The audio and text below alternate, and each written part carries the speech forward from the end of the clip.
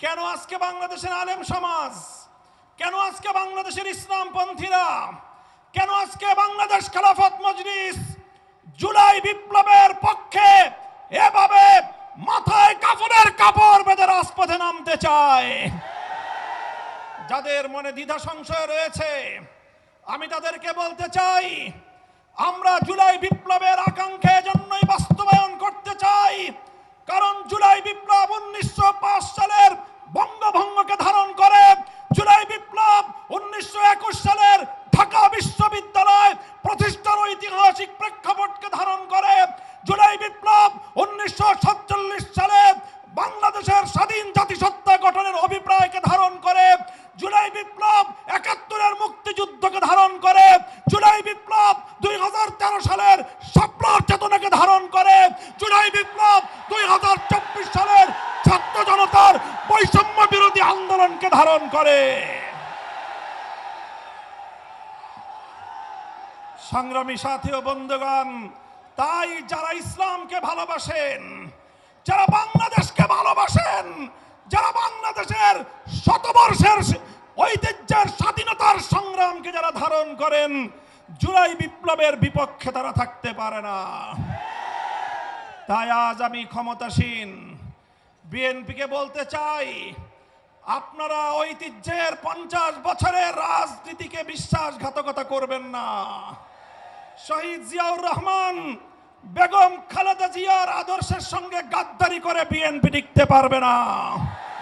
বাংলাদেশি জাতীয়তাবাদ এবং বাংলাদেশের স্বাধীন জাতিসত্তার যে আকাঙ্ক্ষা, সে আকাঙ্ক্ষাকে যদি বৃদ্ধাঙ্গুলি দেখান, আপনাদের অস্তিত্ব বিলীন হয়ে যাবে।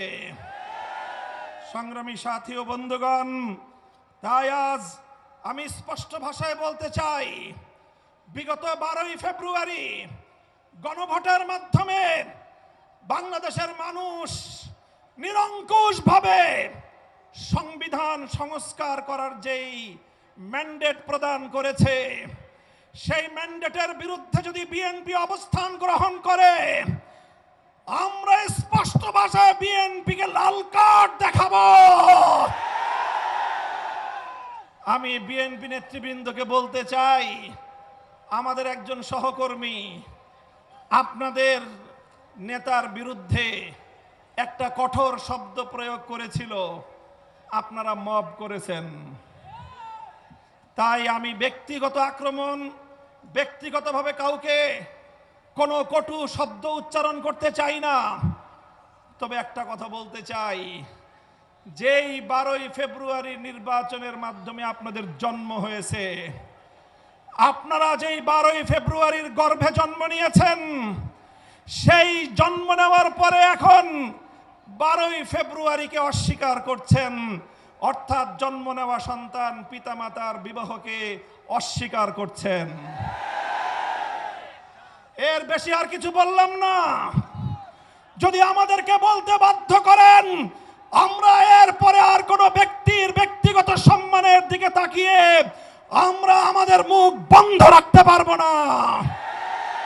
মনে রাখবেন, জুলাই বিপ্লবের ভিত্তিতে যেই গণভোট হয়েছে, সেই গণভোটে এদেশের ছাত্র জনতার 24-এর বিপ্লবের যে গণ আকাঙ্ক্ষা, রাষ্ট্র সংস্কার, রাজনৈতিক বন্দোবস্তের যেই সংস্কারের দাবি, সেই সংস্কারের দাবিগুলোই পয়েন্ট আকারে গণভোটে 4টি পয়েন্ট আকারে জাতির সামনে উপস্থাপন করা হয়েছিল।